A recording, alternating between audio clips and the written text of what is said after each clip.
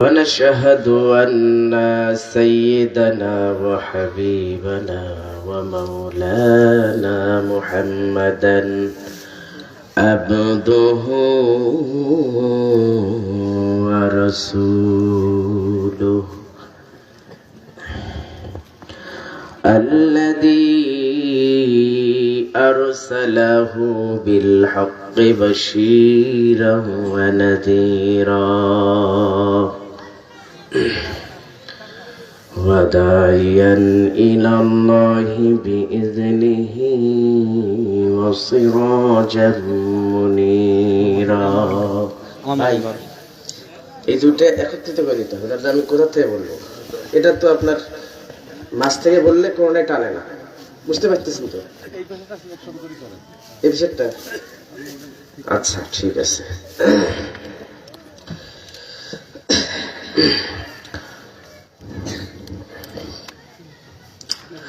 وقد قال الله تعالى في كلامه المجيد وفرقانه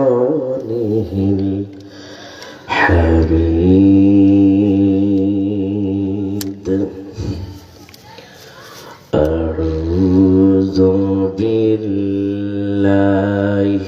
من الشيطان الرجيم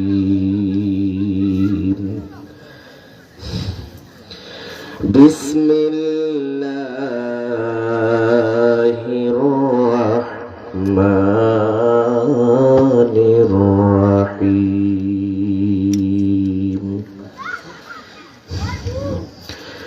إن الله وملائكته يصلون على النبي يا أيها الذين آمنوا صلوا عليه وسلموا تسليما اللهم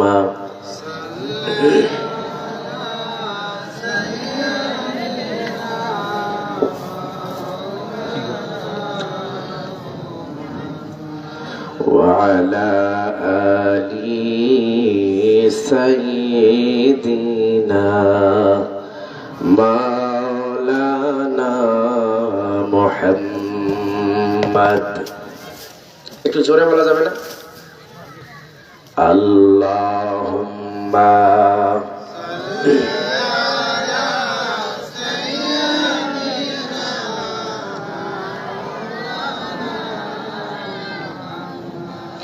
وعلى آل سيدنا مولانا محمد মনটা যদি হইতো প্রবল হাওয়া, হইতো যদি শোভন কবুতর,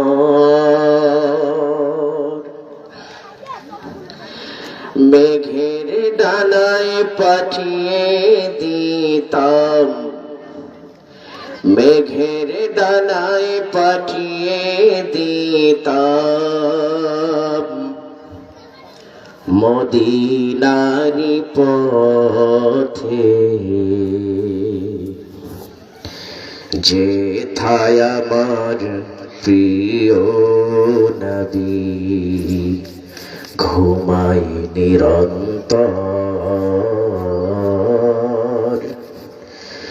যেথায় আমার প্রিয় নবী ঘুমাই নিরন্তর, মনটা যদি হইতো প্রবল হাওয়া,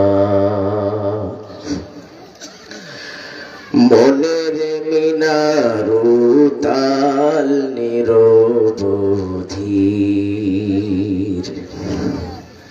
কাবার গিলাফ ছুঁয়ে দিতাম যদি, রওজা জিয়ারতের আশায়, রওজা জিয়ারতের আশায়, প্রেয়সী অন্তর,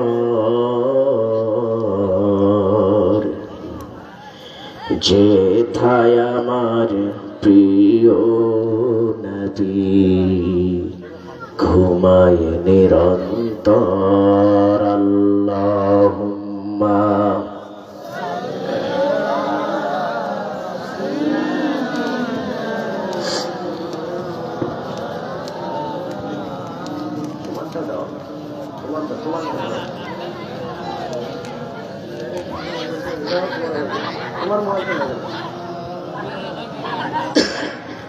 বালাগাল উলা বিকামালিহি কাশাফাত দুজা বিজামালিহি হাসনাত জামিউ খিসালিহি সাল্লু আলাইহি ওয়া আলিহি। আল্লাহুম্মা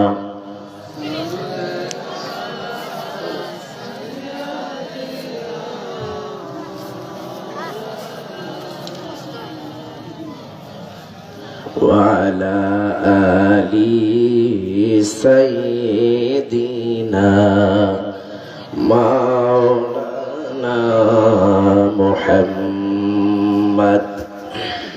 সুপ্রিয় এলাকাবাসী, এই যে ছেলেপেলেরা এদিকে হাঁটাহাঁটি করতেছে, তাফসীর মাহফিলের কিছু আদব থাকে, ঠিক না বেঠি? এটা কিসের মাহফিল? জোরে বলতে হবে, আরো জোরে বলতে হবে। কোরআনের মাহফিল। পৃথিবীর সর্বশ্রেষ্ঠ কিতাব যদি হয় কোরআন, পৃথিবীর সর্বশ্রেষ্ঠ কিতাবের নাম কি? জোরে বলতে হবে। তাহলে সর্বশ্রেষ্ঠ মঞ্চ, সর্বশ্রেষ্ঠ মাহফিল হবে কোরআনের মাহফিল। যদি কোরআন হয় পৃথিবীর সর্বশ্রেষ্ঠ কিতাব, আর যদি মঞ্চটা হয় সর্বশ্রেষ্ঠ মঞ্চ, তাহলে যিনি কোরআন থেকে বলবেন তিনিও পৃথিবীর সর্বশ্রেষ্ঠ মানুষ। কথা বলে? তাহলে এই যে ছেলেপেলেরা দৌড়াদৌড়ি করতেছে, এটা কি? এ ভাইরা আমার, এ ছোট ভাইরা, তোমরা কেউ দাঁড়ায় থাকবে না, আসো ভিতরে আসো। হ্যাঁ ভিতরে আসো। এই দাঁড়ায় আছে কে বললা? হ্যাঁ ভিতরে আসো। কি এখন আসো না? মেহেদি তুমি বসো। ভাইরা আমার, মাঠিয়াল আদর্শ বাজার ফি আমানিল্লাহ নুরানি ও হাফিজিয়া এতিমখানা মাদ্রাসার হাফেজ ছাত্রদের পাগড়ি প্রদান উপলক্ষে আজকের এই তাফসিরুল কোরআন মাহফিলের সুযোগ্য সভাপতি, আমাদের সকলের অভিভাবক আলহাজ মোহাম্মদ হাবিবুর রহমান আঙ্কেল এখানে বসে আছেন। উনি আমার কাছে প্রিয় মানুষ, আমি ওনার কাছে প্রিয় মানুষ। আল্লাহু আকবার বলেন। উনি আমাকে ভালোবাসে কোরআনের জন্য, আমিও তাকে ভালোবাসি কোরআনের জন্য। আমার বিশ্বাস আপনারাও তাকে কোরআনের জন্য ভালোবাসেন। কথা বলেন না কেন? আমরা হুজুরের জন্য দোয়া করছি, আল্লাহ পাক যেন তাকে ইসলামের খাদেম হিসেবে, কোরআনের খাদেম হিসেবে কবুল করেন। সকলে বলেন আমিন। জোরে বলতে হবে, আরো জোরে বলেন। আজকের মাহফিলের প্রধান অতিথি জনাব মোহাম্মদ রেজাউল করিম রাজা, সভাপতি বাংলাদেশ জাতীয়তাবাদী দল বিএনপি তলবপুর ইউনিয়ন শাখা। আমাদের নেতা সভাপতি সাহেবকে আসবে, নাকি আসছেন? আসবে। আসলে কোরআনের কথাগুলো নেতাদেরকে সামনে নিয়েই বলতে হয়, কারণ দেশ চালাবে নেতারা আর আমরা চালাবো মসজিদ আর মাদ্রাসা। আমরা কোরআন দিয়ে মসজিদ আর মাদ্রাসা চালাই, তাতেই পৃথিবীর সবথেকে সুশৃঙ্খল জায়গা হচ্ছে মসজিদ আর মাদ্রাসা। আমাদের নেতাদেরকে পাশে বসিয়ে কোরআনের তাফসীর যদি আমরা করতে পারতাম, আমাদের নেতারা যদি কোরআন শুনতেন আর সেই অনুযায়ী ওয়ার্ড থেকে শুরু করে সংসদ পর্যন্ত যদি চলতো, মাদ্রাসা আর মসজিদ যেমন সুশৃঙ্খল, গোটা বাংলাদেশ সেই রকম সুশৃঙ্খল হয়ে যেত। ঠিক না? আমি ঠিক? এই জন্য নেতাদেরকে দাওয়াত দেবেন, নেতারা বসে থাকবে, মুফাসসিররা ওয়াজ করে নেতাদেরকে শোনাবে, এর ইমপ্লিমেন্ট হবে সংসদ ভবনে। রাজি আছে? যারা বলেন আল্লাহ যেন আমাদের এই রেজাউল করিম রাজা ভাইকে কবুল করেন ইসলামের জন্য। জোরে বলেন আরো জোরে বলেন আমিন। আজকের মাহফিলের প্রধান আলোচক হযরত হাফেজ কারি মোহাম্মদ কামরুজ্জামান সিদ্দিকী, ঢাকা। আল্লাহ পাক যেন তার কণ্ঠ থেকে এমন কিছু কথা বের করে দেন যে কথাগুলো আমাদের গোটা জাতির জন্য আলোক পত্রিকা হয়ে কাজ করে। সুবহানাল্লাহ বলেন, বলেন হে আল্লাহ। জোরে কর, জোরে কর। আমাদের যে বক্তাই যে তাফসীর পেশ করবে সবগুলো আমাদের হৃদয়ে গেঁথে দাও। জোরে বলেন আমিন। আরো জোরে কর আমিন। ভাইরা আমার, আমরা তাফসীর মাহফিলের শুরুতেই আল্লাহ পাক সুবহানাহু ওয়া তাআলার দরবারে অসংখ্য শুকর এবং সুজুদ পেশ করছি যে আল্লাহ তাআলা আজকের এই তাফসীরুল কোরআন মাহফিলে আমাদেরকে আসার, বসার এবং কোরআন থেকে কিছু কথা শোনার তৌফিক দিয়েছেন। আমরা সেই মহান মনিবের দরবারে শুকরিয়া আদায় করছি, সকলে বলছি আলহামদুলিল্লাহ। আরো জোরে বলেন আলহামদুলিল্লাহ। রব্বানা লাকাল হামদ হামদান কাসীরান তাইয়্যিবান মুবারাকান ফীহি। প্রিয় ভাইরা আমার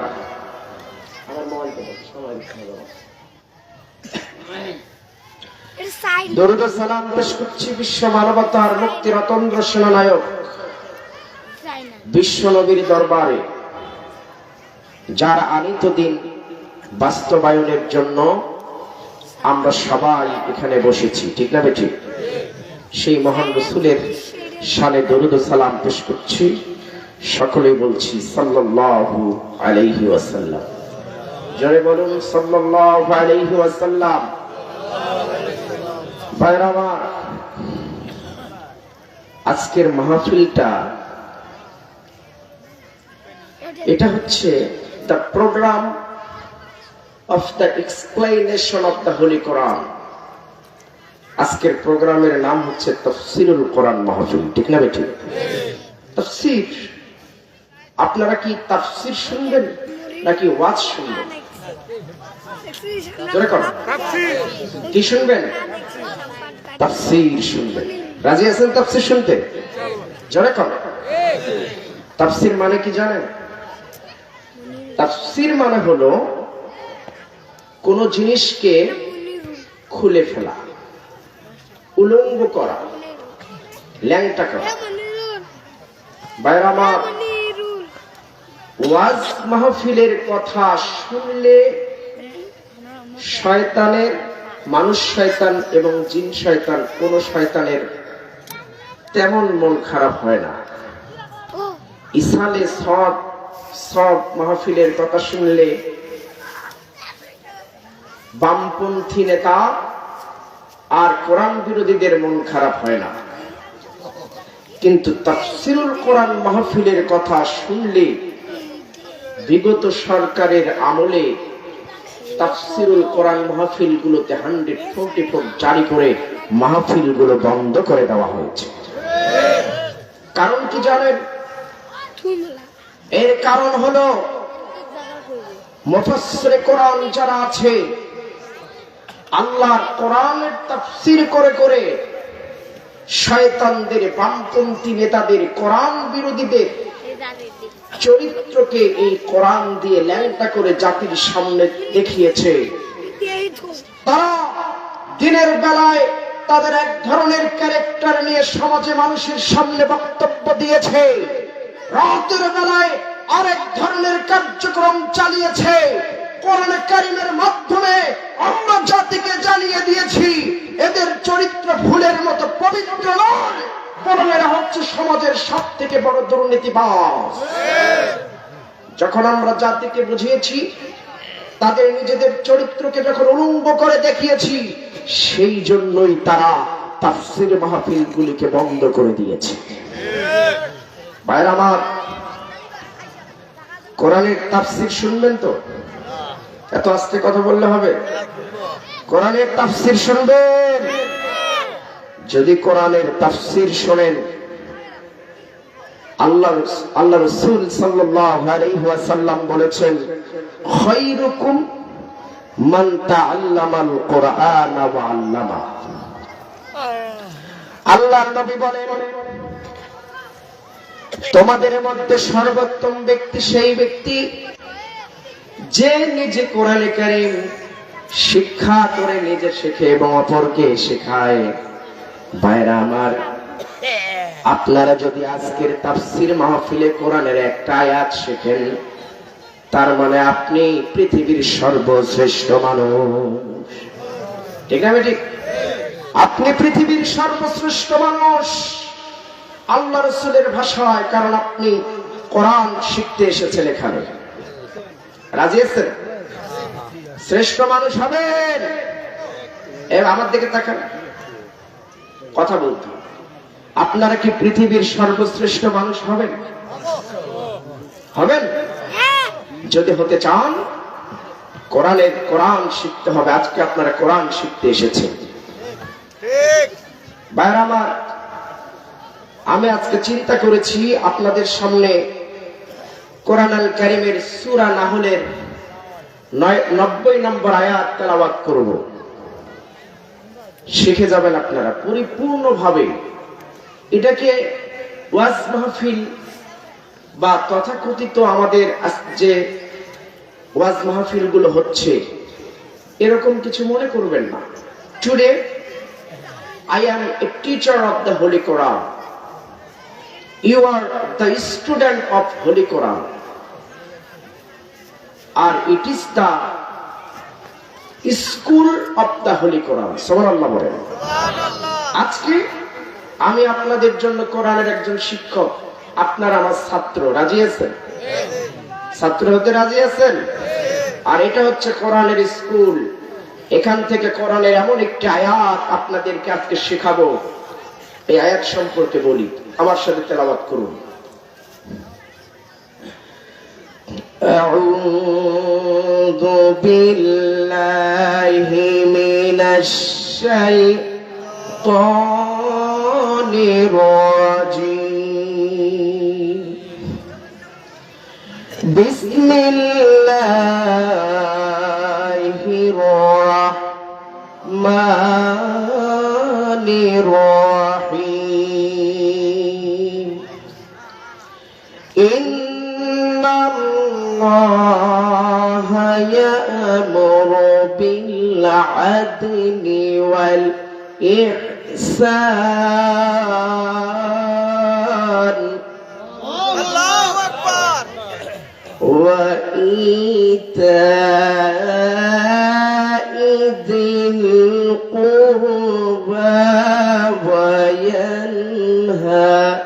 আনিল ফাহশাই ওয়াল মুনকার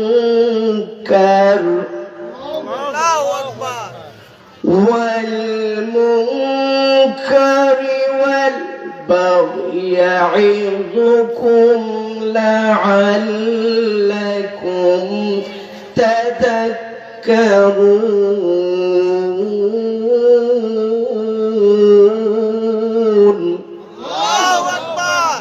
প্রিয় ভাইরা আমার, এটি হচ্ছে সূরা নাহলের 90 নম্বর আয়াত। এই সূরাটা, এই আয়াতটি কেমন আয়াত শুনবেন, এর গুরুত্ব কত, এর তাৎপর্য কত, শুনুন। তাফসিরে তবারি নামে একটি তাফসিরের কিতাব রয়েছে, আপনারা শুনতেছেন আমার কথা? ভাইরা আমার, এমন যেন না হয় সারা রাত লাইলে মজনুর কিসসা বললাম আর আপনি সকালবেলা উঠে সব বুঝছেন, কিন্তু আপনার বউ আপনার জিজ্ঞেস করলো লাইলে মজনুর কিসসা যে আপনি শুনে আসলেন, লাইলি ছেলে নামে, আপনি কোন, আমি তো ওইটা বুঝি নাই যে লাইলি ছেলে নামে।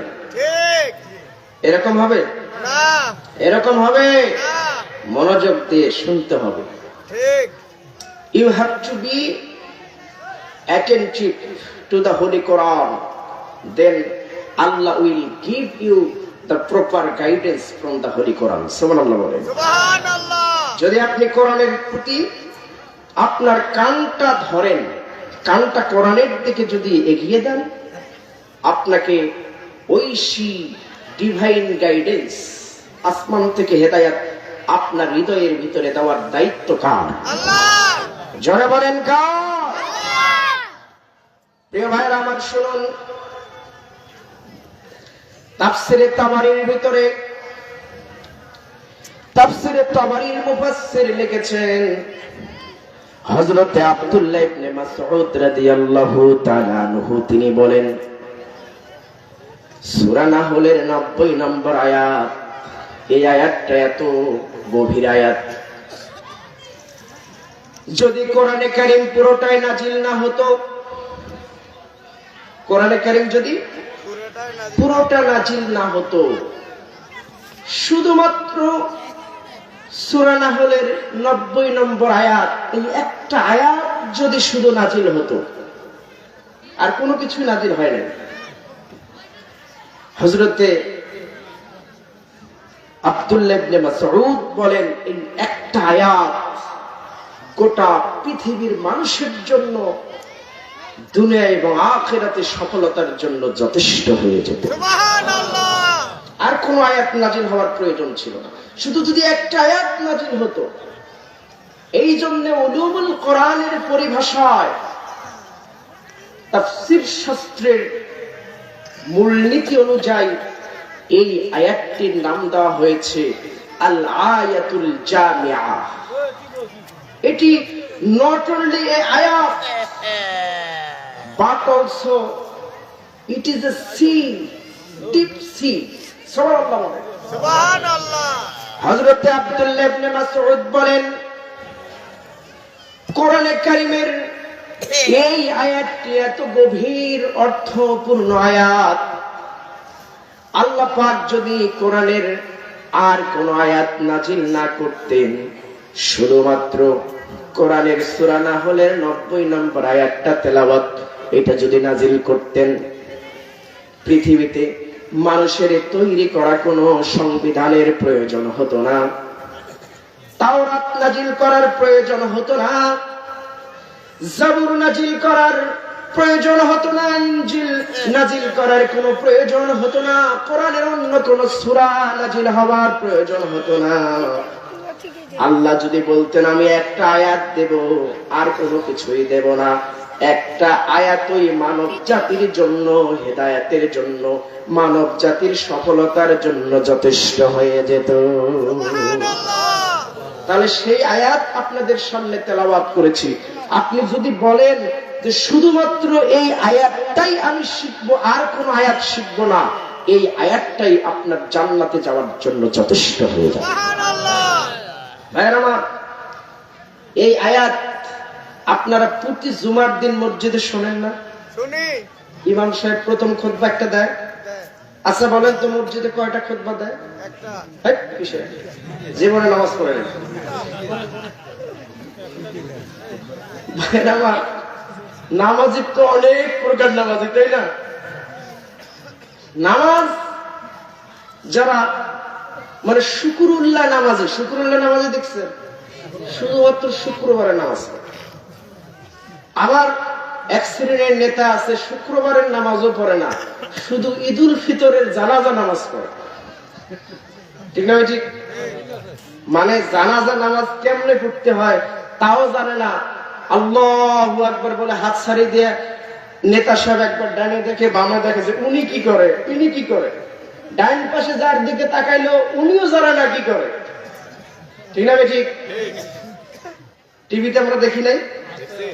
কথা বলতে হবে রে ভাই। এরকম নামাজি আছে না নাই? যারা শুধুমাত্র জুমার নামাজ পড়ে আর কোন নামাজ পড়ে না, তারাও তো আবার জুমার নামাজের কিছু মুসল্লি আছে, মসজিদের সভাপতি সেক্রেটারি ওরাই মসজিদে যাবে কখন জানেন? ইমাম সাহেবের বক্তব্য শেষ, প্রথম খুতবা শেষ, দ্বিতীয় খুতবা প্রায় শেষের কাছাকাছি, উনি যা এক তুলি দিবে ওকে তুলি দিবে, দিয়ে দিয়ে সামনের কাতারে যাবে। আছে না নাই? আমি আপনাদেরকে বলে গেলাম, এইরকম যে শেষে এসে আগে যাইতে চাবে ওর কান ধরে আবার বারান্দায় পাঠায় দিবে। এত আস্তে কইলে কি যাবে? জোরে কান। ও কইবেন তোর বাপের জমি মসজিদ হোক, আর তোর বাপের জমি বিক্রি করে টাকা দিয়ে মসজিদ হোক, না হয় তুই 3 তলা বানাই দিছিস, তবুও শেষে আসছিস তুই মসজিদের মাঠ বারান্দায় বসবি। যদি শুরুতে আসতে সামনে বসতে চাস তাহলে প্রথমেই আসতে হবে। আবার এই সকল সমাজের নেতারা মসজিদের কমিটির তাদেরকে সেক্রেটারির দায়িত্ব দেওয়া হবে না, সভাপতির দায়িত্ব দেওয়া হবে না, সে বরং আরো মানে মানুষকে ধরাধরি করে হলেও মসজিদের সভাপতি হয়। এমন বেলজ্জা লোক সমাজে আছে না নয়? ভাইরা আমার, নামাজ এক ওয়াক্ত পড়ে না, দাড়ি নাই মুখে, একটা সূরাও জানে না, সে আবার সামনে এমন ভাবে বসে যে আল্লামা মুফাসসির রাহমাতুল্লাহ আলাইহি ইমাম সাহেব কি বলবে ও শুধু ভুল ধরার জন্য রেডি হয়ে থাকে। ওই রকম সভাপতি আর সেক্রেটারি আমার ভাগ্যে পড়ে না। আমার সামনে ওই রকম করলে মাইকের স্ট্যান্ড দিয়ে টাঙে ইমামতি আমি বাদ দিতাম। কি বলেন? কথা কয় না রে ভাই। আগে বক্তাদেরকে মানে শ্রোতারা অর্থাৎ সভাপতিরা ডাঙাইতো, আর মসজিদের সভাপতিরা ইমামক ডাঙাইতো। এখন ইমামরা সভাপতি সেক্রেটারি মারবে। কথা কয় না কেন? ভাইরা আমার, এরকম ইমান আছে আপনাদের? এইরকম ইমান আছে আপনাদের? এই ছোট ছাগুলোর আছে, ইমান নাই। এবার তোমরা আস্তে কথা, কারণ তোমরা তোমাক দিয়ে চলবাচ্ছ, বুঝছেন? ভাইরা আমার, একটু মনোযোগ দেন। যারা মসজিদের জুমার দিন একবারে শেষেও যায় তারাও এই আয়াতটা অন্তত শোনে। ঠিক না? ঠিক। ইমাম সাহেব প্রথমে শেষের দিকে, একদম শেষের দিকে এসে বলে, ইন্নাল্লাহা ইয়া'মুরু বিল আদলি ওয়াল ইহসান ওয়া ইতা'i যিল কুরবা ওয়া ইয়ানহা আনিল ফাহশাই ওয়াল মুনকারি ওয়াল বাগই ইয়া'iযুকুম লা'আল্লাকুম তাযাক্কারুন ফাযকুরুনি আযকুরুকুম ওয়াশকুরুনি ওয়ালা তাকফুরুন। বলে কিনা? আপনারা কি করেন? দাঁড়িয়ে যান। ঠিক না? ঠিক। ভাইরা আমার, ভাই ভাইরা আমার শোনেন, আপনি যদি 1 মাস নামাজ পড়ে থাকেন মিনিমাম 4টি জুমা পাইছেন, কথা কয় না? এটা অঙ্ক শেখাইতে হয়, তাফসীর মানে সব বিষয় এখানে ইনক্লুড। যদি 1 বছর জুমার নামাজ পড়ে থাকেন তাহলে কয়টা আপনি জুমা পাইছেন কোন দেখি? হ্যাঁ, 1 মাসে যদি 4টি হয় মিনিমাম, তাহলে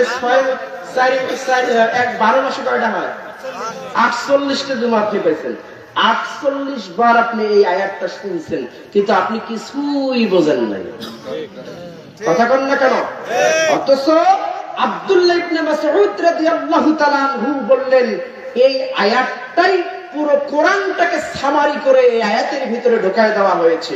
প্রিয় ভাইরা আমার, 48 দিন লাগতো না আপনার মসজিদের ইমামকে যদি যোগ্য ইমাম নিতে পারতেন, তিনি যদি আপনাকে বুঝাইতে পারত, তাহলে 48টা জুমার প্রয়োজন হতো না। এক জুমায় আপনার পুরো কোরআনের সামারি আপনার ভিতরে ঢোকায় যেত। সুবহানাল্লাহ। ওহ, এইবার ইমামের দোষ দিছে, খুব ভালো লাগতেছে, তাই না? ইমাম সান মুফাসসিরে কোরআন, মুহাদ্দিস হাদিস, কিন্তু বেতন দেওয়ার বেলায় লেখা থাকে আলোচনা সাপেক্ষে। তার মানে আপনাকে নেওয়ার বেলায় মেলা পরীক্ষা দিয়ে নেবে, টাকা দেওয়ার বেলায় নাই। ঠিক ঠিক। এই মুসলমান কথা কয় না? ঠিক। কে কথা কয় না? ফুয়াদ ভাই জানেন ইমরান টিহা দিবেস ঠিক। বুঝছেন? মসজিদের ইমামের বেতনের জন্য টাকা চাইলে মানুষ টাকা দিতে চায় না, কিন্তু 5 তলা করতে চাইলে কয় আমি 1 লাখ, ওই কয় আমি 2 লাখ, ওই কয় আমি 5 লাখ। আছে না নাই? ভাইরা আমার, আয়াতটা তাহলে শুনুন। আল্লাহ বলেছেন ইন্নাল্লাহা ইয়ামুরু বিল আদলি ওয়াল ইহসানি ওয়া ইতাইযিল কুরবা ওয়া ইয়ানহা আনিল ফাহশাই ওয়াল মুনকারি ওয়াল বাগই ইয়াইযুকুম লাআল্লাকুম তাযাক্কারুন।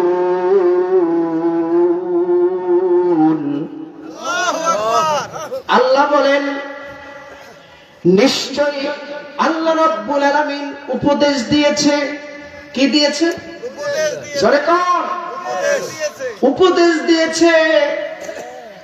1 নম্বর আদলের, 2 নম্বর ইহসানের, 3 নম্বর ওয়া ইতাইযিল কুরবা। কয়টা হলো? 3টা। জোরে কোন?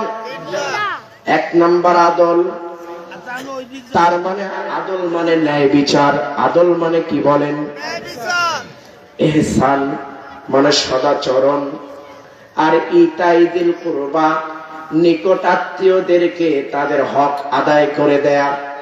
আদেশ কয়টা? 3টা। জোরে কোন? 3টা। ওয়া ইয়ানহা আনিল ফাহশাই ওয়াল মুনকারি ওয়াল বাগই। আবার আল্লাহ রাব্বুল আলামিন বলেন তিনি 3টা বিষয় নিষেধ করলেন, আদেশ করলেন 3টা, নিষেধ করলেন কয়টা? 3টা। 1 নম্বর ফাহশা কাজ, অন্যায় কাজ, অশ্লীল কাজ, জিনা ব্যভিচার। 2 নম্বর নিষেধ করলেন মুনকার, খারাপ কাজ, অন্যায় কাজ। 3 নম্বর ওয়াল বাগি, সীমালঙ্ঘন কাজ, সন্ত্রাসী কাজ, মানুষের উপর জুলুম করার কাজ। ও মুসলমানেরা, তাহলে যদি বুঝে থাকেন তাহলে বলেন আদেশ কয়টা? 3টা। নিষেধ কয়টা? 3টা। 1 নম্বর কি? আদল, ন্যায় বিচার। ভাইরা আমার, প্রতি বছরে 48 দিন আপনার মসজিদের ইমামের মুখ থেকে 48 বার ন্যায় বিচারের কথা শুনলেন। বছরের পর বছর মসজিদে গিয়ে ইমামের মুখে ন্যায় বিচারের কথা শুনলেন। স্বাধীনতার 50 বছর হয়ে গেল। এই ন্যায় বিচার কায়েমের জন্য 47 সালে উপমহাদেশের আলেমরা জীবন দিয়ে ব্রিটিশদের কাছ থেকে স্বাধীনতা অর্জন করলো, ন্যায় বিচার কায়েম হলো না। আবার ৭১ সালে ৩০ লক্ষ মানুষ জীবন দিল, ২ লক্ষ মা বোন ইজ্জত দিল ন্যায় বিচার কায়েম করার জন্য। ভাইয়েরা আমার, ৭১ সাল থেকে আজকে ২৫ সালের শেষ হওয়ার সময় পর্যন্ত ন্যায় বিচার কায়েমের জন্য কত মানুষ জীবন দিল, তবু ন্যায় বিচার কায়েম হলো না, ইনসাফ কায়েম হলো না। অবশেষে আবার আমাদের হাদিউজ্জামান ওসমান হাদিকে আবার জীবন দেওয়ার প্রয়োজন হলো। এতবার রক্ত দিলাম, এতবার জীবন দিলাম এই ন্যায় বিচারকে কায়েম করার জন্য, এই ইনসাফকে কায়েম করার জন্য, এই আদলকে কায়েম করার জন্য, কিন্তু ইনসাফ কায়েম হলো না, ন্যায় বিচার কায়েম হলো না। আবার হাদিকে রক্ত দেওয়ার প্রয়োজন হলো। বিশ্বাস করেন, যদি আপনারা ন্যায় বিচারের পক্ষে, ন্যায় বিচার কায়েমের জন্য যদি সংগ্রাম করতে না পারেন, হাদির মতো জীবন যদি আরো দিতে না পারেন, এই বাংলাদেশটা বসবাসের অযোগ্য বাংলাদেশে পরিণত হবে। ন্যায় বিচার তো নাই বাংলাদেশে, আছে? ভাইয়েরা আমার, ন্যায় বিচার সারা পৃথিবীতে শান্তি আসতে পারে না। ন্যায় বিচার রাষ্ট্রেও থাকতে হবে, সমাজেও থাকতে হবে, আপনার পরিবারেও থাকতে হবে। ঠিক না? ঠিক। অনেকে মহা খুশি যে হাদির মতো আমি জীবন দেব। আমরা সবাই হাদি হব, দেশের জন্য জীবন দেব। একটু স্লোগান দেয়া যাবে? আমরা সবাই হাদি হব। কি রে ভাই, আপনারা কবেন দেশের জন্য জীবন দেব, তারপরে কবেন ইনসাফ কায়েম করব, ন্যায় বিচার কায়েম করব। তিনটা। হ্যাঁ, রেডি রেডি। হ্যাঁ, আমরা সবাই হাদি হব, আমরা সবাই হাদি হব, আমরা সবাই হাদি হব। ভাইরা আমার, আচ্ছা এবার সবাই খুশি। আরে আমি যদি হাদির মতো হতে পারি, ইনসাফের জন্য যদি জীবন দিতে পারি, যদি ন্যায় বিচারের জন্য কথা বলে জীবন দিতে পারি, কাজী নজরুল ইসলামের কবরের পাশে হাদির যেমন কবর হয়েছে, তার জানাজায় যেমন কোটি কোটি মানুষ উপস্থিত হয়েছে, আমারও ওই রকম একটা নাম যশ খ্যাতি বাংলাদেশে হবে, এমন আশা অনেকের আছে, জীবন দেওয়ার জন্য প্রস্তুত। কিন্তু আপনি বুকে হাত দিয়ে বলেন তো, আপনি দেশে ন্যায় বিচার চান, সমাজে ন্যায় বিচার চান, আপনার বাড়িতে কি ইনসাফ আছে? কথা কয় না? আপনার বাড়িতে ইনসাফ আছে? জোরে কয় না রে ভাই? এই স্বীকার করতে নাই। ইনসাফ আপনার বাড়িতে আছে? নাই। আপনি ছোটবেলা থেকে দেখে আসতেছেন, আপনার দাদা আপনার দাদির সাথে ইনসাফ করে নাই। কথা কয় না? আপনার দাদি আপনার দাদার সাথে ইনসাফ করে নাই, আপনার বাবা আপনার মায়ের সাথে ইনসাফ করে নাই, আপনার মা আপনার বাবার সাথে ইনসাফ করে নাই। এখন আপনিও মোটামুটি রেডি যে আপনিও আপনার বউয়ের সাথে ইনসাফ করবেন না, আপনার বউ আপনার সাথে ইনসাফ করবে না। রেডি, তাই না? চাচারা একটাও চাচির সাথে ইনসাফ করেন না, চাচিরে তো শুনতেছে, তাই না? চাচিরে কইতেছে এইবার ঠিক আছে, ওই বুড়ি আমার যেটা ডাঙায় আজকে থেকে আর ডাঙাবে না। ঠিক আছে ভাইরা আমার, একজন লোক ওয়াজ শুনতে গেছে, হুজুর বলছে যে বউকে মারা যাবে, জায়েজ আছে, তবে 1 বিঘত এতটুকুন ব্যাত, 1 বিঘত এটা বলে না, এতটুকুন একটা ব্যাত দিয়ে তাকে মারা যাবে। কিন্তু চাচার যে রাগ, ওইটা দিয়ে বউক মারা শুরু করছে, তো মার তো লাগে না, যত জোরে মারে বউক মার লাগে না। আর হাদিসও তো শুনছে ওয়াজের মধ্যে, এই যে ডাঙাইতে ডাঙাইতে যখন ডাং লাগে না তখন ওটিতে ঘুরতে শুরু করছে। হাদিস প্রমাণ হয়েছে, কাম হয়েছে, ঠিক না ঠিক?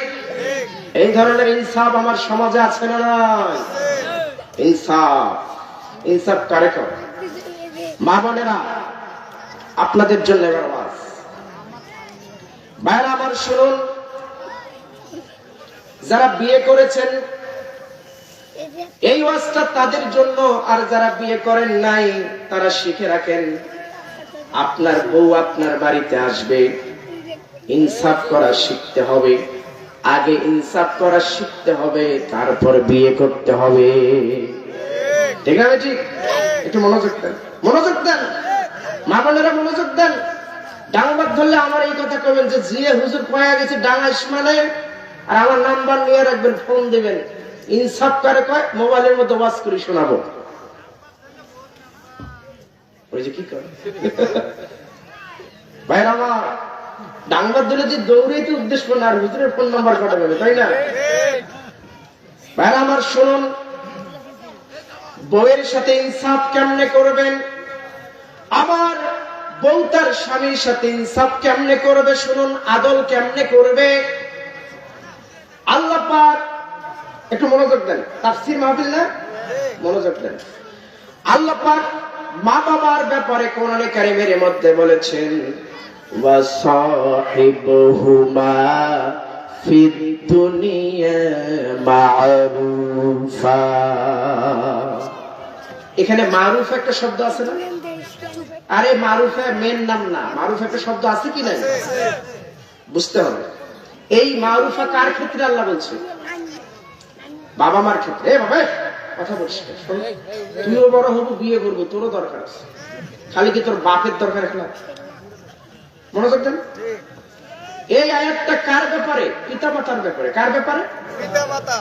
এই পিতামাতার ব্যাপারে আল্লাহ কোন শব্দ ব্যবহার করছে? মারুফা, তাই না? পিতামাতার ক্ষেত্রে মারুফা, মনে রাখেন। এবার স্ত্রীর ক্ষেত্রে আল্লাহ কি বলেছে শোনেন।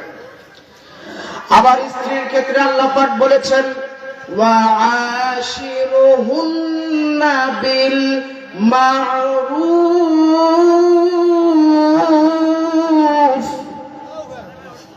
আবার স্ত্রীর ক্ষেত্রে বলার সময় আল্লাহ রাব্বুল আলামিন মারুফ শব্দ ব্যবহার করেছে, ঠিক না বে ঠিক? ভাইরা আমার, মারুফ মানে ভদ্র আচরণ। আল্লাহ রাব্বুল আলামিন মা বাবার সাথে ব্যবহারের সময়, মা বাবার সাথে ব্যবহারের সময় মারুফ শব্দ ব্যবহার করেছেন। আবার স্ত্রীর সাথে ব্যবহারের সময় মারুফ শব্দ ব্যবহার করেছেন। তার মানে হলো মা বাবার সাথে যেমন ভদ্র আচরণ করবা, ও যুবকেরা মায়ের স্ত্রীর সাথেও তেমন ভদ্র আচরণ করা তোমার জন্য ফরজ, ঠিক না বেটে? তাহলে চিন্তা করা যায় আমাদের সমাজে মা বাবা আর স্ত্রী এদের মাঝে এমন একটা ডিভাইডেশন করা হয়েছে, মা বাবাকে গুরুত্ব দিতে গিয়ে স্ত্রীর হক নষ্ট করা হচ্ছে, কথা কয় না? আবার স্ত্রীদেরকে প্রায়োরিটি দিতে গিয়ে মা বাবার হক নষ্ট করা হচ্ছে। ও মুসলমান, তুমি তো মসজিদের মধ্যে 48টা জুমা বছরে পরে 48 বার আয়াত শিখেছো, কিন্তু আজ পর্যন্ত মায়ের সাথে কেমন আচরণ করতে হবে আর বউয়ের সাথে কেমন আচরণ করতে হবে সেটাই শেখো নাই। তুমি কেমন মুসলমান? ভদ্র আচরণ করতে হবে বউয়ের সাথে, নাই কথাতে বউকে আপনি মারেন। ভাইরা আমার শুনুন, রাসূলুল্লাহ সাল্লাল্লাহু আলাইহি ওয়াসাল্লাম জীবনে বউয়ের গায়ে হাত তোলেন নাই, বরং রাত্রিবেলা যখন হয়েছে হযরত আয়েশা সিদ্দিকা রাদিয়াল্লাহু তাআলা আনহা ছোট্ট মানুষ, আর নবীজি একটু বয়স হয়েছে, রাতের বেলায় আয়েশা রাদিয়াল্লাহু তাআলা আনহাকে রাসূলুল্লাহ বললেন, আয়েশা তোমার মন কেন খারাপ? হযরত আয়েশা বলেন, আমার মনটা কেন খারাপ? দিনের বেলায় আমার সাথী সঙ্গীরা খেলতে গিয়েছিল, আমি খেলতে পারি নাই, এই জন্য আমার মনটা খারাপ। রাসূলুল্লাহ বলেন, আয়েশা দেখো, ওই যে দূরের মধ্যে একটা গাছ দেখা যায়, তুমিও দৌড় দিবা, আমিও দৌড় দিব, দেখতে চাই ওই গাছের কাছে আগে কে পৌঁছে যা। দৌড় দিলেন দুজনেই। হযরতে রাসূলুল্লাহ সাল্লাল্লাহু আলাইহি ওয়াসাল্লাম এমন দৌড় দিলেন, দৌড় দিয়ে তিনি আগে পৌঁছে গেলেন। সুবহানাল্লাহ কয় না? সুবহানাল্লাহ। আবার কিছুদিন পর হযরতে আয়েশার সাথে আবার দৌড় প্রতিযোগিতা হলো। এবার হযরতে আয়েশা রাদিয়াল্লাহু তাআলা আনহা জিতে গেলেন। সুবহানাল্লাহ। এরকম দৌড় প্রতিযোগিতা আপনার হয়? হয়। আপনি পেন্ডে নিয়ে দেন দাবাত, আপনিও দৌড়েন, ভয়তে আপনার বউ দৌড়ে। হয় কি হয় না? দৌড়ি যায়। আবার ফুটবল খেলা হয়, আপনার বউয়ের সাথে আপনার ফুটবল খেলা হয়। দৌড়ে দৌড়িতে বললাম, আপনি লাঠি নিয়ে দৌড় দেন, আপনার বউ দৌড় দেন। হয়তো আপনার বউ জিতে গেছে, দৌড়ে যে কারো ঘর দিয়ে দুয়ের দিছে। এবার আপনার ফুটবল খেলা শুরু হয়, মানুষের ঘরের দুয়ের আপনি ভাঙেন। তাই ফির নাড়ি ধরে এসে তুই মোর ঘরের দুয়ের ঘুরে এস, তুই পাশাত ঘুরে। ঠিক ভাইয়ের আমার, বুঝতে হবে, বুঝতে হবে। তাহলে আদল মানে হচ্ছে ন্যায় বিচার করা। যার অধিকার যতটুকুন তাকে ততটুকুন অধিকার দিতে হবে। ভাইয়ের আমার, আপনি যার অধিকার যতটুকুন ততটুকুন যদি দেন, সমাজের মধ্যে কোনো অন্যায় থাকবে না, অবিচার থাকবে না, মারামারি থাকবে না, কাটাকাটি থাকবে থাকবে। এবার তাহলে স্বামীরটা বললাম, স্ত্রীর পক্ষে যখন বললাম, তাই না? এবার স্বামীর পক্ষে কি ন্যায় বিচার আছে না? কথা কয় না? এবার একটু জোরে কন। এতক্ষণ ওনাদের পক্ষে বললাম। মা বোনরা তিনজন মহিলা এক জায়গায় হইলে একটা টকশো হয় ছোট মতো, তাই না? আর এটা তো অনেকগুলো আছে। আমরা যে কি শুরু দিছিল, আমার ওয়াজ শুনে কয় এই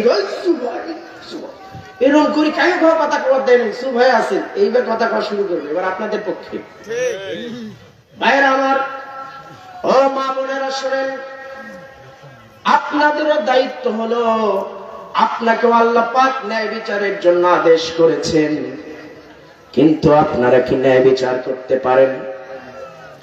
স্বামীর প্রতি কি ন্যায় বিচার করেন? ন্যায় বিচার করেন না।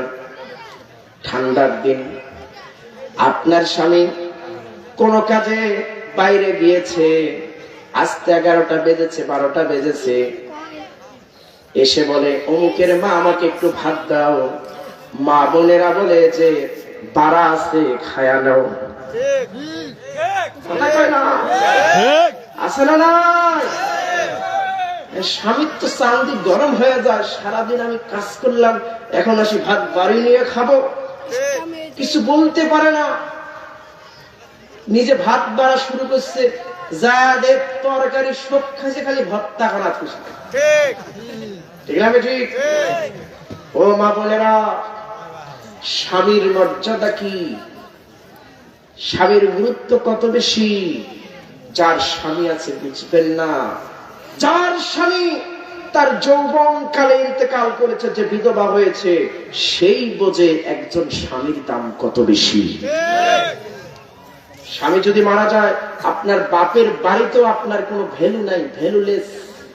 আপনি, আপনার স্বামী মারা গেলে আপনি আর মহিলাই না, আপনি বিধবা। সেই স্বামীকে আপনি কোন কষ্ট দেন, আরো কত ধরনের কষ্ট। ঠিক না বেশি? আরেকটা কষ্ট আছে বলবো, স্বামীদেরকে আরেকটা অধিকার নষ্ট করে স্ত্রীরা। বলবো, বললে মা বোনেরা মন খারাপ করবে, কিন্তু আপনারা খুশি হবে। সেটা কি বলি? কোরআন আয়াত দিয়ে বলি। আল্লাহ পাক বলছেন, ফানকিহু মা তাবা লাকুম মিনান নিসাই মাসনা সুলাসা ওয়া রুবা ফাইন খিফতুম আল্লা তা'দিলু ফাওয়াহিদা। আল্লাহ পাক বলেন, ও পুরুষেরা, যে নারীদেরকে তোমাদের পছন্দ হয়, সেই রকম পছন্দসই নারী 2 জনকে বিয়ে করো। কথা কয় না? কয়জন বিয়ে করো? মাসনা মানে দুইজনকে বিয়ে করো, ওয়া সুলাসা তিনজনকে বিয়ে করো, ওয়া রুবা চারজনকে বিয়ে করো। কয়জন দিয়ে শুরু? কথা কয় না, একজনও যোগ্য না দুইজন বিয়ে করার। এখানে যারা আছে রে ভাই, কে যোগ্য? একটু হাত তোলেন দেখি। কাই দ্বিতীয় বিয়ে করা আমাদের যোগ্য? কথা বলার পরে বিয়ে করার হাইট, কথা বলেন। আপনার বউকে যদি আমি যা বুঝাই যে ভাবি অথবা চাচি, যেটাই বুঝাই যে আল্লাহর নির্দেশ আপনার স্বামীকে দুইটা বিয়ে দিতে হবে, তিনটা দিতে হবে, চারটে দিতে হবে, আপনার বউ কবে হুজুর একটাই চলে না, ঠিক? তার আপনার কণ্ঠ শুনে বোঝা যায় যে আপনার শক্তি, বিয়ে করার শক্তি আছে না নাই। তাহলে বলেন তো মাসনা মানে কয়জন? এই ভাই খালি ক্ষমতা আছে আর কারণ নাই। মাসনা মানে কয়জন? সুলাসা রুবা চারজন।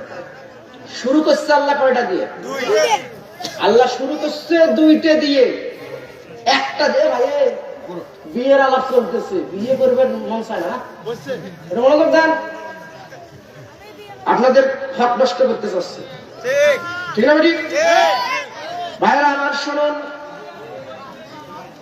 আল্লাহ বিয়ের কথা বলেছেন, শুরু করেছেন দুইটা দিয়া, শেষ করেছেন চারটা দিয়া। শেষের বেলায় এসে বলেছেন ওয়া ইন খিফতুম আল্লাহ তাআদিলু, যদি ভয় পাও, কি পাও? তাহলে একটা বলেন তো ভয় পায় কারা? পুরুষরা নাকি কাপুরুষরা? জোরে কান। শুরু করছে কয়টা দিয়ে? দুইটা। কিন্তু কোন হুজুর যদি দুইটা বিয়ে করে, তার ইমামতি পর্যন্ত চলে যেতে আমি নিজের চোখ দিয়ে দেখছি। শুনুন, আপনার স্বামীর যদি শারীরিক শক্তি থাকে, অর্থনৈতিক শক্তি থাকে, আর সে যদি একাধিক বিয়ে করতে চায়, আর আপনি যদি তাকে বাধা দেন, আর কিয়ামতের দিন সে যদি আল্লাহর দরবারে আপনার বিরুদ্ধে জালিম হিসেবে মামলা করে, কিয়ামতের দিন আল্লাহর দরবারে আপনাকে জালিম হিসেবেই উঠতে হবে। শুধু পুরুষরা জালিম নয়। মারামারি কেন এত বেশি হয় জানেন সংসারে? আরে বউ তো মাত্র একটা, যদি দুই তিনটা থাকিলা কাই কি করেন করো, বউ স্বামীরা তো বন জমে নেন, ঠিক না? ঠিক। এই জন্য বউ হলো না, ওই বাড়িতে আসি ওখানে, ওই বাড়ির অতিথা ফোন করি ওখানে, এই সুতিও ওখানে, বসিও ওখানে, দাঁড়াইয়া ওখানে, ঠিক না? ঠিক। এই জন্য একবার বাড়ি বাপের বাড়িও যাওয়ার দেয় না। বাপের বাড়ি যা 10 দিন যদি থাকে, আত্ম খাইও নাই ওইটা ছাড়া, তো ওই কি ইতিম হিসেবে বাড়ি থাকবে 10 দিন? কথা বল না কে? এই জন্য গেছে বাপের বাড়ি যা 10 দিন নাই। আরে বাবা, অন্য সবকিছু বাদ দেন, অন্তত ভাত আন্দি দিবের জন্য তো একজন থাকা নেই, তাও তোমার এক পর্যায়ে নাই। মেয়ে মানুষ হিংসা করি, স্বামীকে আরেকটা বিয়ে করে দেন নাই। এই জন্য স্বামীকে তো বাপের বাড়ি যাওয়া হবার নয়। বাপের বাড়ি যাওয়ার নাফি বিয়ে করে দেন না, কয় ভাবে নির্যাতন করবেন, ঠিক না? বেঠে ভাইরা আমার, ও মা বোনেরা শুনুন, যদি জীবনে সুখ চান, তাহলে স্বামীদেরকে আরেকটা বিয়ে করার সুযোগ অন্তত দেন। ভাইরা আমার, তাহলে আমরা আদল সম্পর্কে জানলাম, ন্যায় বিচার সম্পর্কে জানলাম, ঠিক না? ঠিক। এরপর কি? ইহসান। তিনটা আদেশ না? এক নম্বর কি? আদল বা ন্যায় বিচার। 2 নম্বর, আজকে কি ইমরাগুলো যেই মসজিদের মধ্যে যাবে, যাওয়ার সাথে যেমনি ইমাম কবে ইন্নাল্লাহা ইয়া'মুরু বিল আদলি, আল্লাহ আদলের উপদেশ দিবেন, তেমনি এবার মাথা ভাসবে যে আমার বউ তো আমার প্রতি আদল করে না, আমার দ্বিতীয় বিয়ে করবে দেয় না। আসবে কিনা? ভাইরা আমার, সবকিছু ইসলাম দিয়েছে, ইসলাম সহজ। ইসলাম কারো উপরে জুলুম করে নাই। ইসলাম মানুষকে ন্যায় বিচারের আদেশ দিয়েছে। এরপরে কি? ইহসান। কি বলেন তো? জোরে বলেন। ইহসান মানে সদাচরণ। ইহসান কারে কয় শুনুন ভাইরা আমার, আপনি অটোতে চড়লেন, চড়ার পর অটোর ড্রাইভারের ভাড়া চুক্তি হয়েছে 20 টাকা। এই 20 টাকা দিয়ে দেওয়াটা হলো ইনসাফ। কিন্তু আপনার মনের মধ্যে মহব্বত জেগে উঠলো, আজকে অটোওয়ালার ঠান্ডার দিন ইনকাম কম, একটু 20 টাকার ভাড়াটা 25 টাকা দিয়ে দেই। এরকম দয়ালু মানুষ আছে না? এই যে 10 টাকা 20 টাকার ভাড়া 20 টাকা দেওয়াটা আদল, মানে ন্যায় বিচার, ইনসাফ। আর মোহাব্বত করে ভালোবেসে আরো 5 টাকা বেশি করে দেওয়ার নাম হচ্ছে ইহসান। বুঝতে পারছেন? বুঝতে পারছেন? ইহসান। আর এই ইহসান কার সাথে করবেন? আল্লাহ এই ইহসান সবার সাথে করতে বলেছে, বিশেষ করে মা বাবার সাথে ইহসান করতে বলেছে। সুবহানাল্লাহ বলে। সুবহানাল্লাহ। স্ত্রীর সাথে, সন্তানের সাথে আদর করতে বলেছে, আর মা বাবার সাথে ইহসান করতে বলেছে। সুবহানাল্লাহ বলে। সুবহানাল্লাহ। আল্লাহ পাক বলছেন ওয়া ওয়াসাইনাল ইনসানা বিওয়ালিদাইনি ইহসানা। আল্লাহ বলেন তোমার রব তোমাকে নির্দেশ দিয়েছে, ওসিয়ত করেছে মা বাবার সাথে ইহসান করতে হবে। মা বাবার সাথে কি করতে হবে? ইহসান। ইহসান মানে যতটুকু পায় তার থেকে বেশি করে দেওয়া, ঠিক না? ভাইয়া আমার শুনুন, আপনার মায়ের বছরে যদি 2টা শাড়ির প্রয়োজন হয়, 2টা কিনে দেওয়া আদল। কিন্তু আল্লাহ বলেছেন না রে যুবক, না, তোমার মায়ের 2টা শাড়ির প্রয়োজন, ওইটা দেওয়া আদল, ইনসাফ। আমি তো তোমার মায়ের সাথে ইনসাফ করতে বলি নাই, বরং ইহসান করতে বলেছি। তোর মাকে শুধু 2টা শাড়ি দিলে হবে না, ইহসান করতে হবে, তোর মাকে আরো একটা শাড়ি বেশি করে কিনে দিতে হবে। তোমার বাবার 2টা লুঙ্গির প্রয়োজন, কিন্তু যুবক তোমার টাকা আছে, শুধু 2টা লুঙ্গি কিনে দেওয়াটা আদল। কিন্তু আল্লাহ বলেন আমি তো আদল করতে বলি নাই, আমি তো ইহসান করতে বলেছি। তোর বাবাকে শুধু 2টা লুঙ্গি দিলে হবে না, তোর বাবার জন্য 3টা লুঙ্গি কিনে দিবি, এইটা আমার পক্ষ থেকে আদেশ। ভাইরা আমার, বাবারে 3টা লুঙ্গি দেন, 3টা লুঙ্গি, 3টা শাড়ি মাকে দেন। এই যুবক বাংলাদেশে কম। আরে আপনার লুঙ্গি ছেঁড়াটা আপনার বাপকে আপনি দেন, ঠিক না? ঠিক। আপনার বউয়ের জন্য 2000 টাকা দামের শাড়ি কিনেছেন, আর আপনার মায়ের জন্য কিনেছেন 300 টাকার, মানে একদম কি কাপড়, কম দামি কাপড়, নাম কি ভাই? না পলিস্টার কাপড় মায়ের জন্য আছে না নাই? এই যুবক, তুই তো জাহান্নামে যাবি শুধুমাত্র তোর মাকে কম দামি কাপড় কিনে দেওয়ার কারণে তুই জাহান্নামে যাবি, এটাই সত্য কথা। ভাইরা আমার,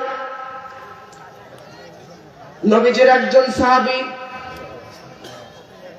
নবীজির জলিলুল কদর একজন সাহাবী হযরতে আকলামা রাহমাতুল্লাহ আলাইহি রাদিয়াল্লাহু তাআলা আনহু, তিনি যখন মৃত্যু শয্যায় শায়িত হয়ে আছেন, মৃত্যুবরণ করবেন, নবীজি নিজেই গেলেন, গিয়ে বলছেন ও আমার সাহাবী তুমি কালেমা পড়ো।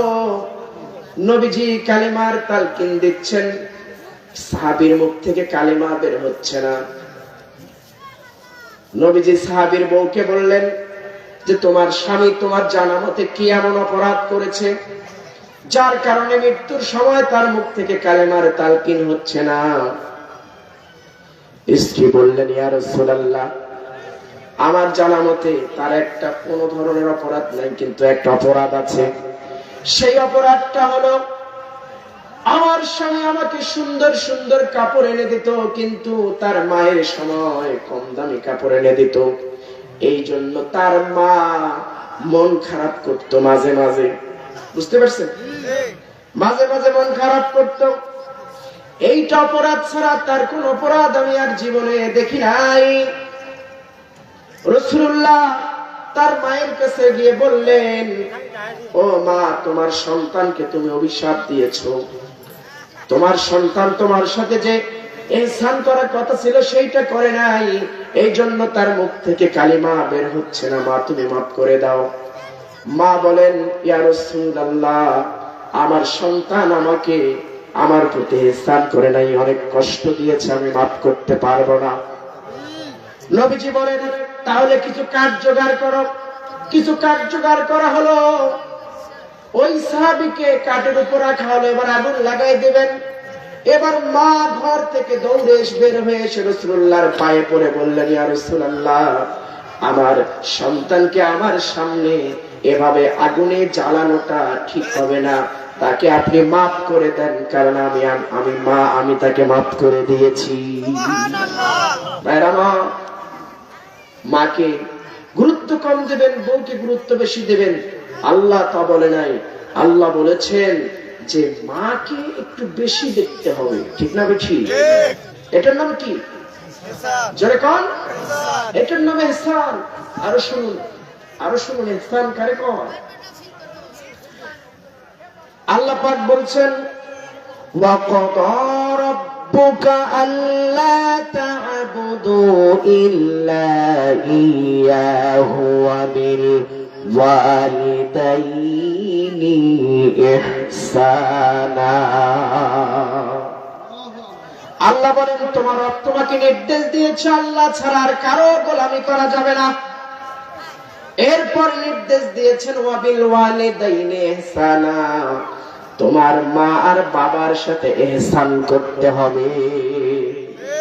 ইহসান কি? পরবর্তী আয়াতে আল্লাহ ইহসান সম্পর্কে বলছেন, শুনুন।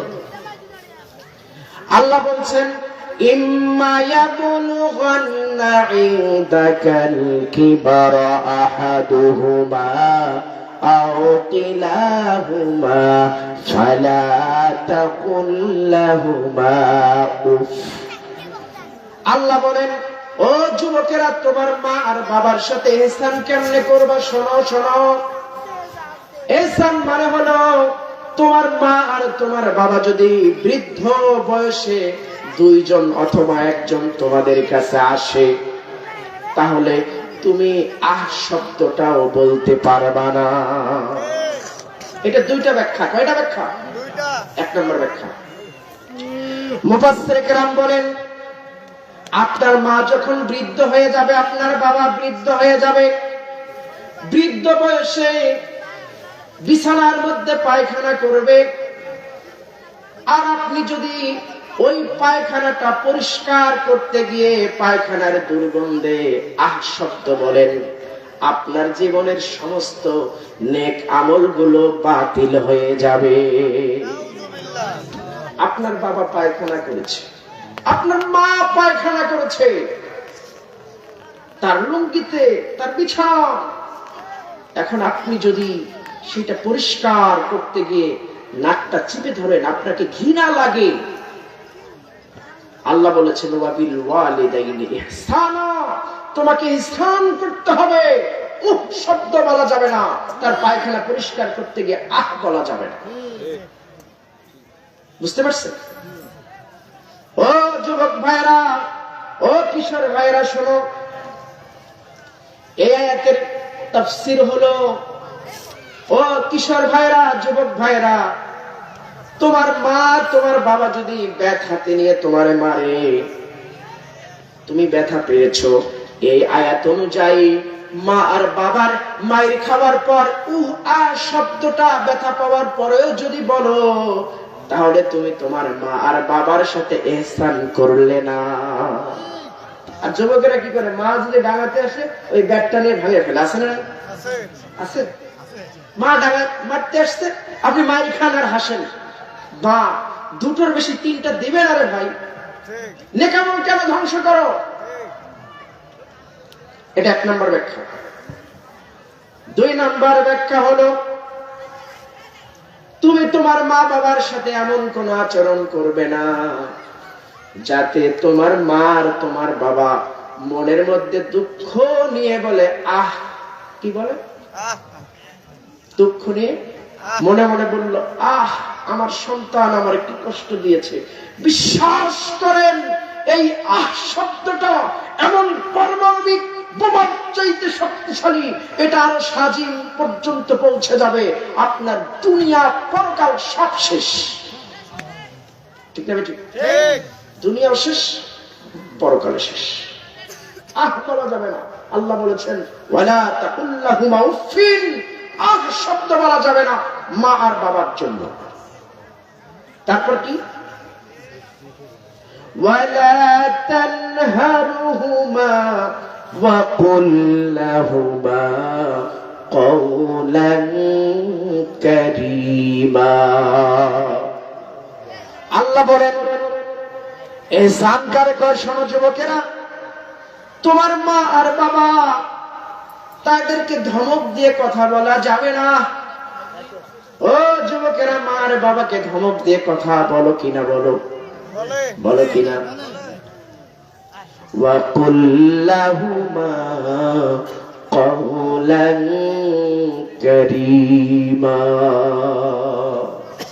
আল্লাহ বলেন মা আর বাবার সাথে সম্মানজনক কথা বলবে, কখনো বেয়াদবি করা যাবে না। এবার কি, ওয়া কুর রাব্বিরহামহুমা কামা রাব্বায়ানি সাগীরা।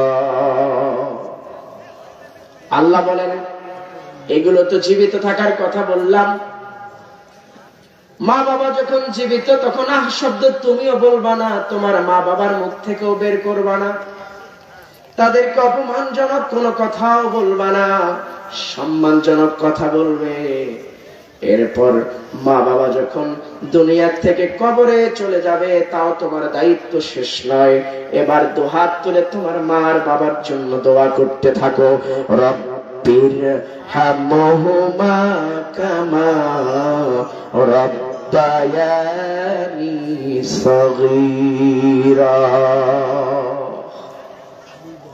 হে আল্লাহ, আমাকে আমার মার বাবা ছোট্টবেলায় যেমন স্নেহের কোলে লালন পালন করেছে, আজকে তুমি তাকে তোমার রহমতের কোলে লালন পালন করো। যে মায়া মায় ছোট থেকে মায়ার জালে বন্দি রেখে করেছে পালো, হে প্রভু তুমিও তারে তোমার রোষ ছায়া নিরে করিও লালো, মাকে করিও লালো। আল্লাহু আকবার। মা বাবা এদেরকে ভোলা যাবে না। আপনি বুড়ো হয়েছেন তো কি হয়েছে, আপনার মা বাবা কবরে, আজকে নামাজ পড়ে আপনার মা বাবার জন্য তো হাত তুলে দোয়া করেন, রব্বিরহামহুমা কামা রাব্বায়ানি সাগীরা। আপনার জীবনের শেষের দিন পর্যন্ত আপনার মা বাবার জন্য দোয়া করবেন, এটা আপনার দায়িত্ব। ঠিক না ঠিক? তাহলে ইহসান কারে কয় বুঝছেন? আজ থেকে ইমাম সাহেব তেলাওয়াত করলে বুঝবেন তো? কথা কয় না।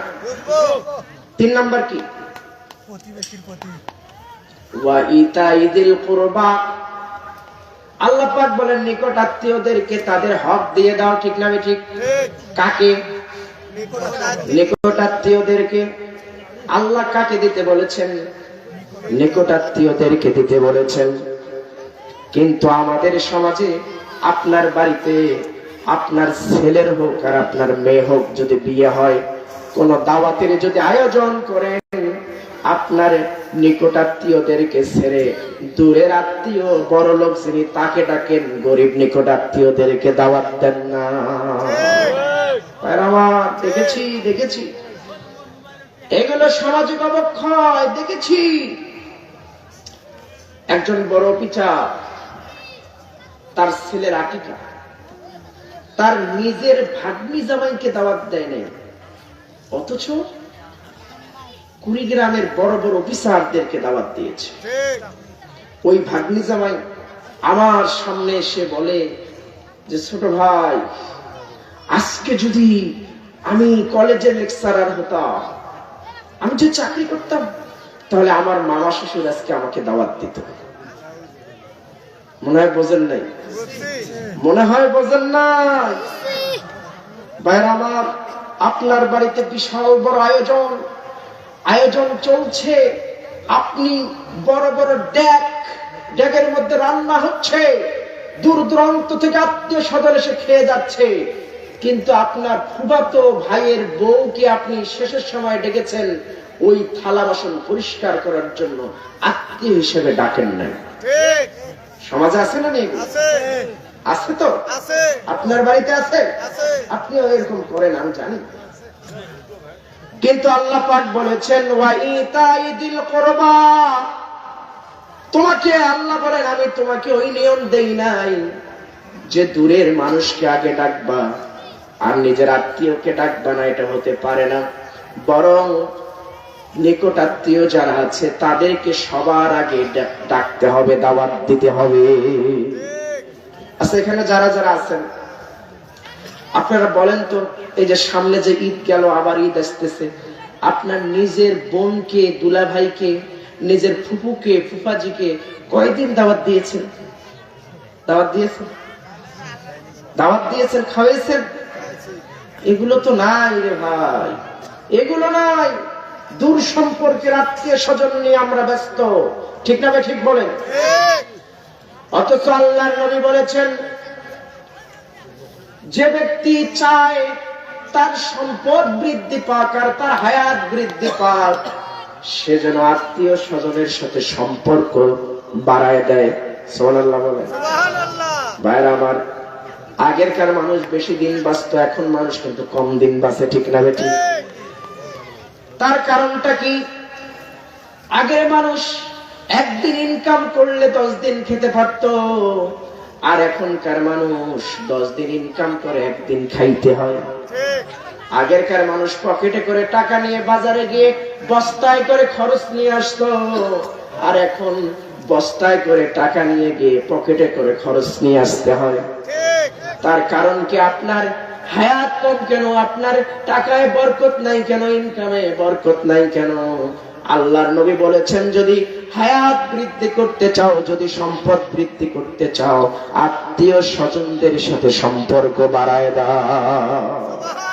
আত্মীয়দের সাথে সম্পর্ক বাড়ায় দাও। কিন্তু আমাদের কি আত্মীয়দের সাথে সম্পর্ক তৈরি আছে? এমনও আছে ভাই বোনে 10 বছর থেকে কথা নাই। এ ভাই শোনেন, বাস্তব সত্য কথা শোনেন, বাস্তব কথা। নিজের ছোট ভাই লেখাপড়া করবে, টাকা পায় না, বড় ভাই বড় বোন ওই ছোট ভাইকে লেখাপড়া করার টাকা দেয় না, কিন্তু মসজিদের ছাদ তৈরি করে দেয়। লিল্লাহি তাকবীর। প্রধান বক্তার আগমন, শুভেচ্ছা স্বাগতম। মাটিয়ালের পক্ষ থেকে লাল গোলাপ শুভেচ্ছা। নারায়ে তাকবীর, নারায়ে তাকবীর। প্রধান বক্তার আগমন, শুভেচ্ছায় স্বাগতম। মাটিয়ালের পক্ষ থেকে নারায়ে তাকবীর।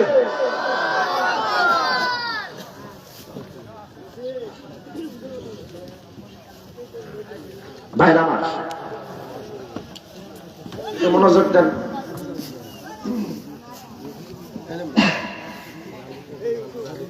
তাহলে একটু সামারিকে করে দেই 2 মিনিট। সূরা নাহলের কয় নম্বর আয়াত? কয়টা আদেশ নিষেধ? আমরা বললাম কয়টা? 3টে বলছি রে ভাই, বাকি কয়টা? 3টা। এই 3টা যদি আল্লাহ অন্য কোনো দিন সুযোগ দেয় 3টা বলবো, তাই না? ইনশাআল্লাহ। আল্লাহ তাআলা যেন আমাদেরকে সেই সুযোগ দান করেন আমাকে, প্রধান বক্তাকে। শুধু তাই না, এই মাদ্রাসায় একটা অন্ধ হাফেজ আছে। আমি এই বাড়িতে বসে অন্ধ হাফেজের ওয়াজ শুনলাম রে ভাই।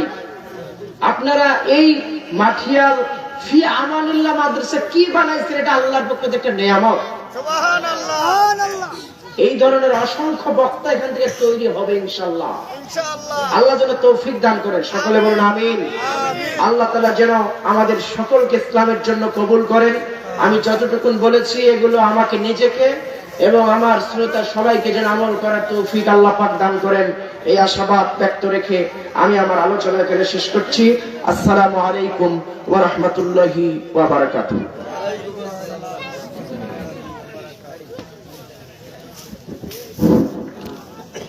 জি আলহামদুলিল্লাহ, ভাইকে অসংখ্য মোবারকবাদ। তার সুললিত কণ্ঠ থেকে সূরা নাহলের যে আয়াতের উপর তাফসীর গুলো করলেন, সত্যি এগুলো যদি আমরা আমাদের জীবনে ধারণ করতে পারি তাহলে অবশ্যই আমরা জান্নাতি লোক হিসেবে আল্লাহ তাআলা তাদেরকে কবুল করবেন। জি, যাদের জন্য আজকের এই আয়োজন, যে কোরআনের পাখিগুলো দীর্ঘদিন ধরে এই মাদ্রাসায় তিল তিল করে কোরআন